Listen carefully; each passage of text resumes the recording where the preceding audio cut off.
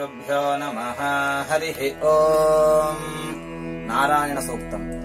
ॐ सहस्रशीर्षम् देवम् विश्वाक्षम् विश्वशम्भुवम् विश्वन्नारायणम् देहमक्षरम् परमम् पदम् विश्वतः परमा नित्यम् विश्वन्नारायणगुम् हरिम् विश्वमेवेदम् पुरुषस्तद्विश्वमुपजीवति पतिम् विश्वस्यात्मेश्वरगुम् शाश्वतगुम् शिवमच्युतम् नारायणम् महाज्ञेयम् विश्वात्मानम् परायणम् नारायणपरो ज्योतिरात्मा नारायणः परः नारायणपरम् ब्रह्म तत्त्वन्नारायणः परः नारायणपरो ध्याता ध्यानम् नारायणः परः यच्च किञ्चिज्जगत्सर्वम् दृश्यते श्रूयतेऽपि वा अन्तर्बहिश्च तत्सर्वम् व्याप्य नारायणस्थितः अनन्तमव्यजम् कविगुम् समुद्रेऽन्तम् विश्वशम्भुवम्